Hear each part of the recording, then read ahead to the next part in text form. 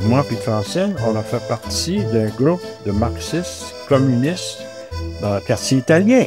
Ah oui? Ah ben oui. Ah oui, ça l'a eu Everett, dans un sous-sol d'une épicerie italienne. Puis le gars, lui, quand il a su qu'on était des communistes, il nous donnait de la bouffe sans arrêt. Parce que lui aussi. Il y avait une sympathie. Ouais, parce que les Italiens, il faut le dire, soit qu'ils sont communistes Ou bien fasciste. ou fascistes. C'est un ou l'autre. C'est ça. Ouais. En Italie, ça va comme ça. Ah oui. Écoute, tu vois, c'est ça. Fait que lui, quand il a dit descendu, puis il a dit, ben, c'est communiste, qui? Si, nous autres, on est communistes. Hein? 2 minutes, il monte en haut, salami, brochon. Ah ouais. À chaque fois qu'on a des réunions, on mangeait en même temps. On s'engraissait, puis on parlait marxiste en même temps. C'est vraiment, mais c'est intéressant, puis c'est le mouvement, hein, italo-québécois, Movimiento Comunista. Hein? Italo-québécois. Italo-québécois. Parce qu'il y avait déjà une tendance plus ML ou plus maoïste, non?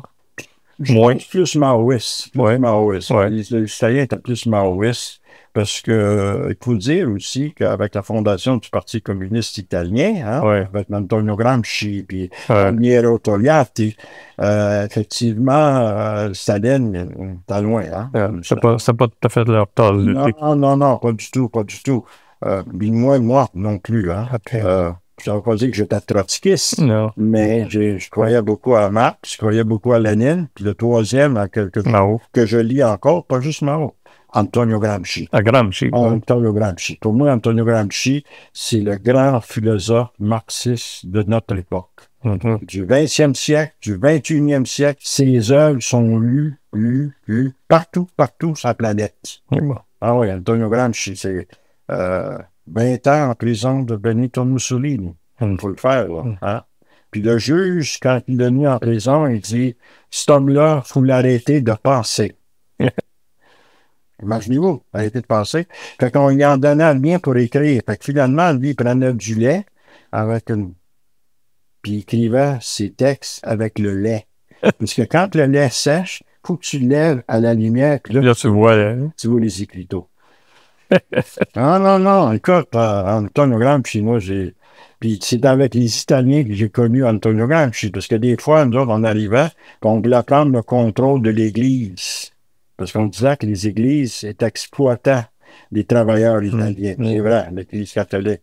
Fait que nous, on allait là, pour aller chercher cette Église-là, pour arrêter de payer la dîme, toutes ces choses-là dans le quartier, en même temps, là, tout ça arrivait en même temps. Et à un moment donné, effectivement, on paye plus ça, puis là, on s'en va dans une réunion pas loin du quartier italien. Puis moi, je suis assis, puis j'ai 2 jambes sur nos chaises.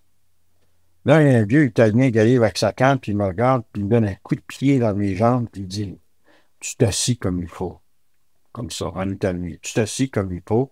Ici, on est des communistes, puis on tient avec des communistes. » Ça veut dire que tu t'assois comme tout le monde, comme des travailleurs s'assoient bien. Comme ça, là. Et c'est là que j'ai dit, communiste, si, Antonio Gramsci. Ça a frappé. Et là, à ce moment-là, j'ai accroché sur Antonio Gramsci.